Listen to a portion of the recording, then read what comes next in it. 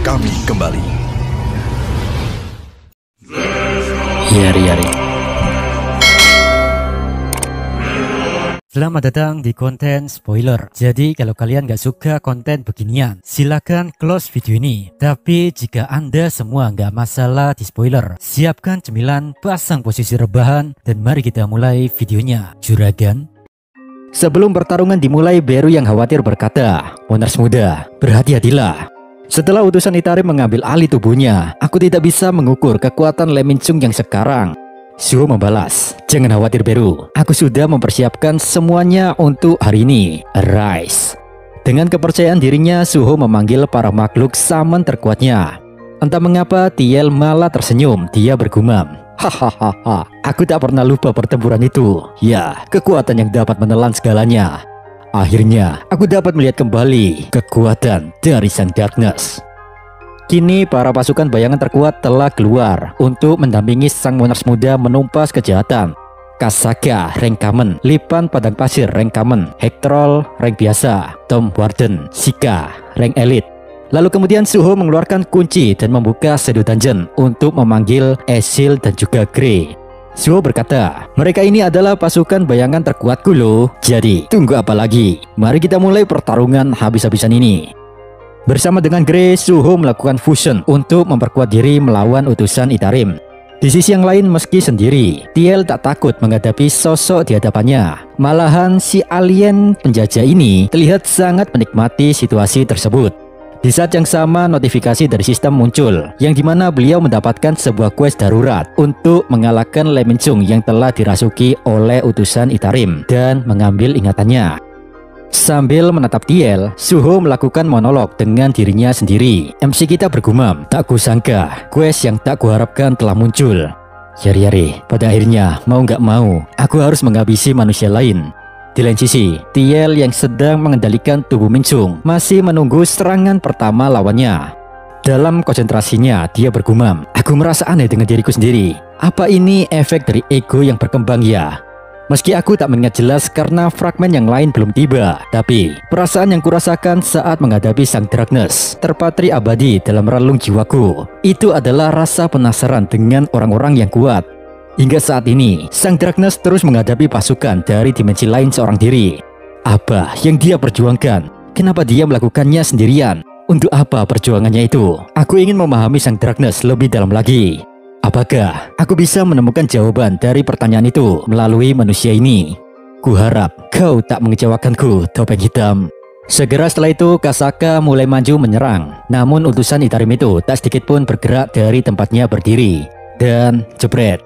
Ketika Kasaka berada tepat di depannya, Tiel tanpa basa-basi mengayunkan pedangnya. Dan Kasaka pun mokat. Dari tubuh Kasaka yang memudar, Suho muncul secara dadakan di hadapan Tiel. Meskipun sempat terkejut dengan aksi lawannya ini, utusan Itarim tersebut dapat dengan sigap menahan pukulan Suho. Walau tinjunya gagal melukai lawannya, Suho tetap tak menghentikan satupun serangannya. Dia terus-menerus menekan utusan Itarim itu dengan ratusan pukulannya. Di sisi yang lain, sambil terus memblokir serangan beruntun yang mengarah padanya, Tiel bergumam, "Manusia ini terlalu percaya diri. Dia menggunakan trik lama dengan menggunakan pasukannya sebagai pengalih perhatian. Lalu setelah lawannya terkecoh, dia maju menyerang. Manusia, apa kau seyakin itu bisa mengalahkanku dalam pertarungan jarak dekat kah?" Muak seolah diremehkan, Tiel mulai melawan balik. Tebasan pun dilepaskan, akan tetapi Suho masih sanggup menghindar. Bahkan saking kuatnya tebasan Tiel itu, pasukan bayangan milik Suho yang lain yaitu Kelabang Gurun, tubuhnya langsung terbelah menjadi dua. Di tengah chaosnya duel itu, Ezil muncul sebagai pengacau. Dia menghunuskan tombaknya mengincar mangsanya. Namun dengan sedikit memiringkan kepalanya, Tiel dapat dengan mudah menghindari tombak tersebut. Dan hap, Tiel menangkap senjata lawannya.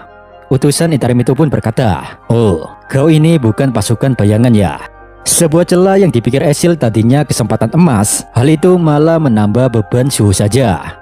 Sambil menggigil ketakutan, Ezil meneteskan air matanya. Kendati demikian, secara mengejutkan, sebuah tendangan Suho dilepaskan saat Tiel sedang lengah. Ya, gimana ya? Saya sendiri juga heran, kenapa MC kita tak membiarkan Demon beban ini pulang ke alam isekai saja. Malahan beliau sampai repot-repot loh menyelamatkannya. Impact dari tendangan Ronaldo Suho barusan membuat area pipi sampai rahang Thiel sedikit retak. Tak mengerti jalan pikiran Suho, Thiel melontarkan tatapan tajamnya sambil berkata, "Hoi, kenapa kau tak menggunakan pasukan bayanganmu untuk menyelamatkannya?" Suho menjawab, "Apa itu yang kau mau? Kalau begitu akan kukabulkan. Sekarang, lihat apa yang ada di belakangmu." Sontak Thiel pun langsung menoleh ke belakang dan di sana sudah ada Sika. Tanpa diperintah oleh Suho, makhluk saman itu lantas menyegel seluruh pergerakan Thiel dengan segala kekuatannya. Walau sebenarnya melepaskan diri dari makhluk ini sangat mudah, tapi entah mengapa Thiel tak menunjukkan sebuah perlawanan. Seolah-olah utusan Itarim ini hanya ingin melihat apa yang akan Suho lakukan selanjutnya. Di sisi yang lain, berpikir dapat mengakhiri pertarungan ini, Suho memusatkan cakra aura kasihnya pada satu bogemnya. Jebret.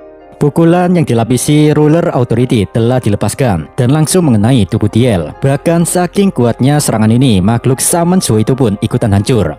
Namun dari kepulan asap yang mengepul, sang utusan Itarim masih tetap tegak berdiri. Dengan sorotan mata menyala, dia berkata, "Mungkin ini hanya keegoisanku, tapi aku hanya ingin merasakan sensasi itu. Sensasi saat melawan Sang Dragnes." Sambil berteriak mengatakan itu, Thiel melepaskan tebasan pedang yang sangat cepat ke arah Suho, Ezil, dan pasukan bayangan yang lain. Dengan kedua tangannya, MC kita berhasil bertahan dari tebasan Thiel, tapi hal itu tidak berlaku untuk Ezil dan Hektrol. Tombak Ezil patah karena tak mampu menepis serangan Thiel, bahkan bahunya terluka. Sedangkan Hektrol, tubuhnya terbelah menjadi dua. Ya maklumlah, Saman Kroco. Setelah melihat betapa lemah lawannya, Thiel berkata, "Apa ini bisa dianggap sebuah pertarungan kah? Mengecewakan. Perlu kau tahu, para Shadow Squad milik Sang Dragnes sangat terlatih, dan masing-masing dari mereka memiliki tekad sendiri.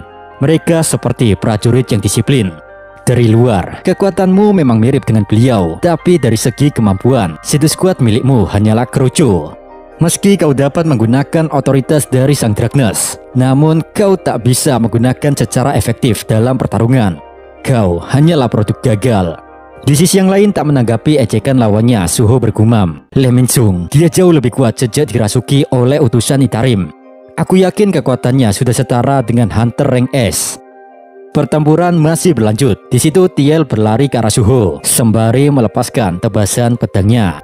Sambil melakukan itu, dia berkata, "Sekarang aku mengerti kenapa Sang Dragnes terlihat selalu kesepian. Itu karena di bumi ini tidak ada satu makhluk pun yang bisa berdiri sejajar dengannya. Mau gimana pun juga, mustahil ada manusia yang bisa memahami orang sehebat itu." Di sisi yang lain, MC kita yang lagi menahan serangan lawannya, dia bergumam, "Papa, apa ucapan Thiel itu benar? Apa kau selalu merasa kesepian?" Tak ada perubahan dan terus bertahan, membuat lambat laun sarung tinju Suho retak dan hancur berkeping-keping. Sempat tercengang dengan hal ini, membuat Suho lengah akan adanya bahaya yang berkelanjutan. Dan yang benar saja, trot. Kelengahan lawannya tak disia-siakan oleh utusan Itarim. Thiel menusukkan pedangnya pada perut Suho. "Gua!" dalam kurung suara rintian Suho. Sontak saja serangan fatal yang mengenai organ dalam membuat Suho memuntahkan banyak darah dari mulutnya. Melihat itu, Ezil berteriak penuh air mata, "Monarch muda!" Di saat pedang Thiel masih menancap rapi di perut Suho, tokoh antagonis ini berkata pada MC kita, "Manusia, kau memiliki skill yang membuat siapapun tunduk padamu, tapi kau sangat payah. Kau tak pantas memiliki otoritas kegelapan. Oleh karena itu, akan kutunjukkan cara menggunakannya dengan benar. Dengan begitu aku pasti dapat memahami perasaan yang dirasakan oleh Sang Dragnes." Sementara itu, Suho di sini masih mencoba melepaskan pedang yang menusuk tubuhnya.